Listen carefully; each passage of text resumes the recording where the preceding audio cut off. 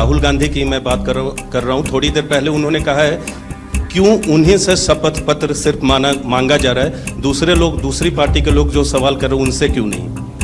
Voter ज़्यादा और 18 साल उम्र के लोग कम, और 5 बजे के बाद बहुत लोग वोट दिया। तो ये सारे जवाब मुख्यमंत्री देवेंद्र फडणवीस दे रहे हैं, राजनीतिक दल का नेता दे रहे हैं। चुनाव आयोग अभी तक खामोश थे, क्यों? पिछले 6-7 महीने में 22 लाख लोग मर कैसे सकते हैं, ये सवाल उठाया जा रहा है। अगर सबरी रिवीजन हुआ था और अब तक, तो क्या चुनाव आयोग सबसे पहले शिकायत की जांच करने पे जोर देगा या शिकायतकर्ता कौन है उसकी जो है वो कलई खोलने पे जोर देगा? जी, तो ऐसे कई सारे सवाल जो आप देख रहे थे, इन कई सारे सवालों के जवाब ईसीआई के पास थे नहीं। हमारा भी एक सवाल है कि क्या चुनाव आयोग ने प्रेस कॉन्फ्रेंस की या पॉलिटिकल बयानबाजी? ये सीना जोरी हमें कहां तक लेके जाएगी? 40 साल से मैं इस देश के चुनाव आयोग को देख रहा हूं, उसके बयानों को पढ़ रहा हूं। ऐसी शर्मनाक प्रेस कॉन्फ्रेंस कम से कम मुझे तो कोई याद नहीं। योगेंद्र यादव इस प्रेस कॉन्फ्रेंस को शर्मनाक कह रहे हैं, तो अंग्रेजी के पत्रकार इसे लेम कह रहे हैं।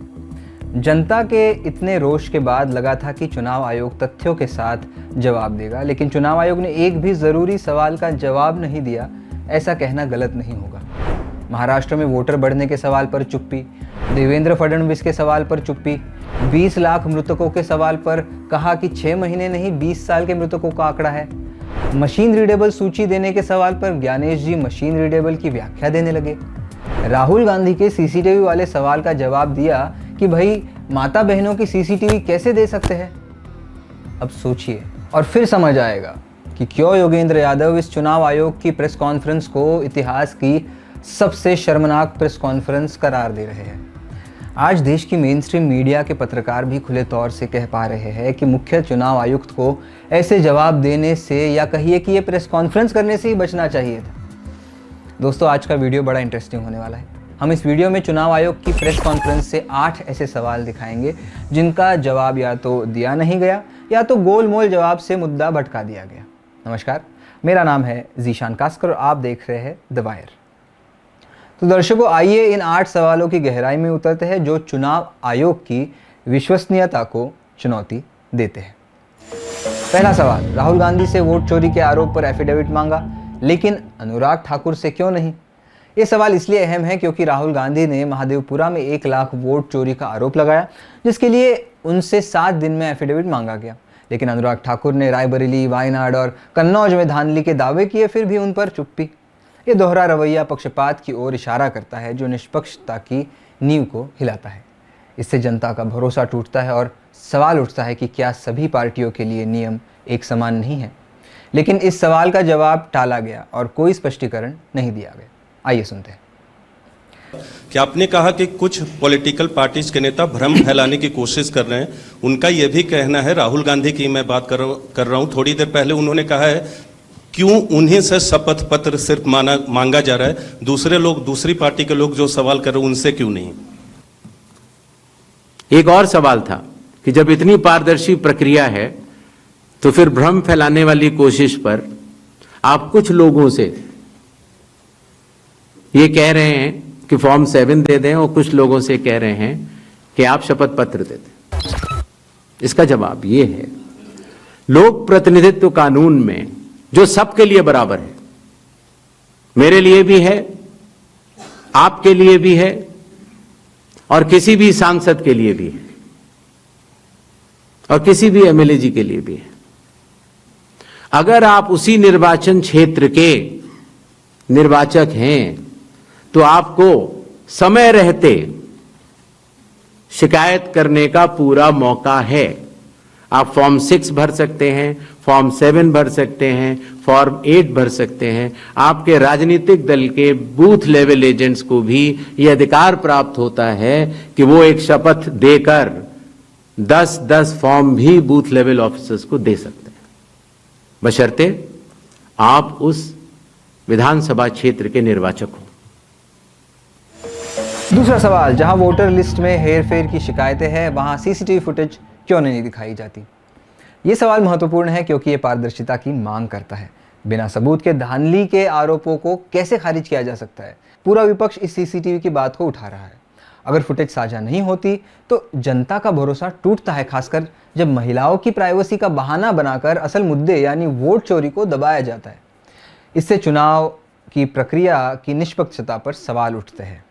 तो आइए सुनते हैं ज्ञानेश कुमार ने सीसीटीवी वाले सवाल पर क्या कहा।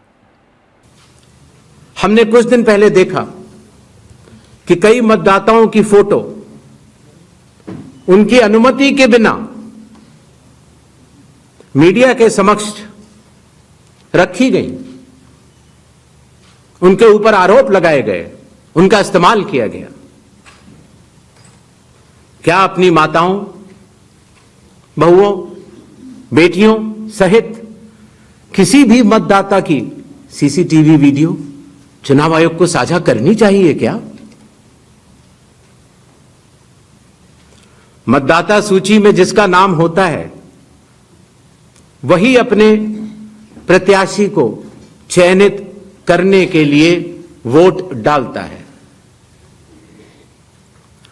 लोकसभा के चुनाव की प्रक्रिया में 1 करोड़ से भी अधिक कर्मचारी, 10 लाख से भी अधिक बूथ लेवल एजेंट्स, 20 लाख से भी अधिक प्रत्याशियों के पोलिंग एजेंट्स चुनाव के लिए कार्य करते हैं। इतने सारे लोगों के समक्ष इतनी पारदर्शी प्रक्रिया में क्या कोई भी मतदाता वोट की चोरी कर सकता है? अब तीसरा सवाल, मशीन रीडेबल वोटर लिस्ट क्यों नहीं उपलब्ध कराई जाती? ये सवाल इसलिए क्रिटिकल है क्योंकि मशीन रीडेबल फॉर्मेट से वोटर लिस्ट का विश्लेषण आसान होता है। डुप्लीकेट्स, डिलीशंस की जांच हो सकती है। जब ईसीआई से सेकेंड वर्जन से बदल देते हैं तो जांच मुश्किल हो जाती है। जैसे बिहार में डिजिटल लिस्ट हटाकर असंगतियों को छुपाने की कोशिश की गई, ऐसा आरोप हो रहा है। इससे पारदर्शिता खत्म होती है, ये भी कहना था एक्सपर्ट्स का, और जनता को पता नहीं चलता कि वोटर लिस्ट में कितनी गड़बड़ियां है जो चुनावी धांधली का रास्ता खोलती है। अब इस सवाल के जवाब में मुख्य चुनाव आयुक्त ने मशीन रीडेबल की व्याख्या ही दे दी। आइए सुनते हैं।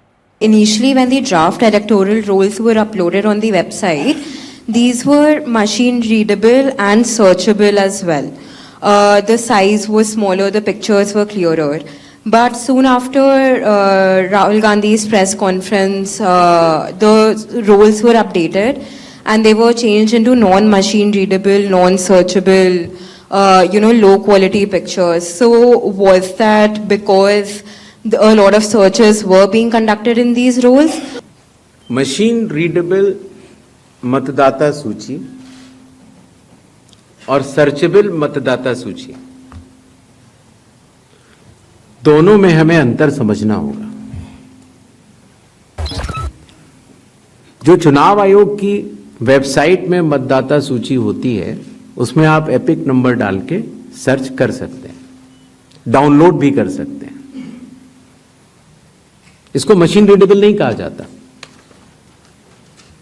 मशीन रीडेबल के ऊपर मैंने आपको शुरुआती उसमें बताया था कि 2019 में माननीय सुप्रीम कोर्ट ने भी इस विषय का गहन अध्ययन किया और यह पाया कि मशीन रीडेबल इलेक्टोरल रोल देने से वोटर की प्राइवेसी का हनन हो सकता है। इसलिए मशीन रीडेबल एक अलग चीज है। जो मशीन रीडेबल का अर्थ होता है कि आप उस इलेक्टोरल रोल को पढ़ भी सकते हैं। उसमें अगर आपके पास कंप्यूटर पे वो लिस्ट सूची आ गई तो आप ये फोटो उठा के दूसरी जगह भी डाल सकते हैं। अगर आपने एक व्यक्ति की फोटो दूसरी जगह डाल दी और पलट दी तो वो व्यक्ति वोट ही नहीं कर पाएगा, क्योंकि जब वो वोट करने जाएगा तो उसका चेहरा नहीं मिलेगा। तो मशीन रीडेबल एक अलग चीज है, मशीन रीडेबल वर्जित है। तो उसको आप, ये चुनाव आयोग का अकेला फैसला नहीं है, ये चुनाव आयोग का फैसला माननीय सुप्रीम कोर्ट के जजमेंट के बाद है और 2019 से है। तो मशीन रीडेबल अलग चीज हो गई और एक लिस्ट को सर्च करना वो एक अलग विषय हो गया। चौथा सवाल, वोटर लिस्ट में एक ही वोटर का नाम कई बूथ पर क्यों?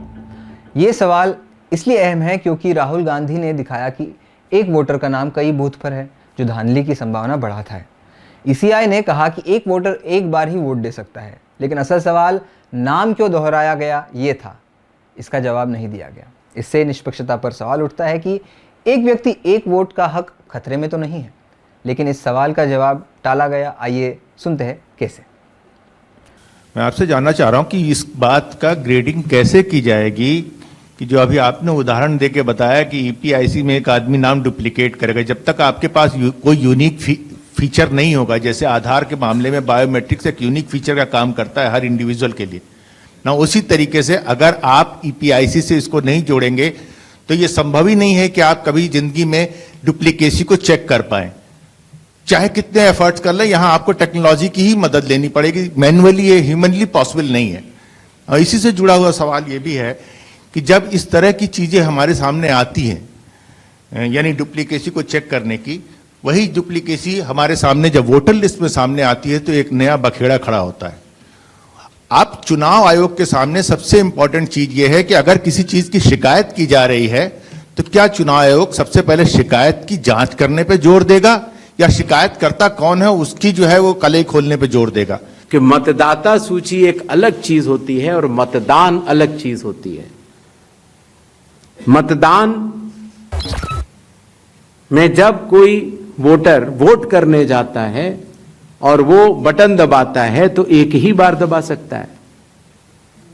मतदाता सूची में अगर 2 जगह नाम हो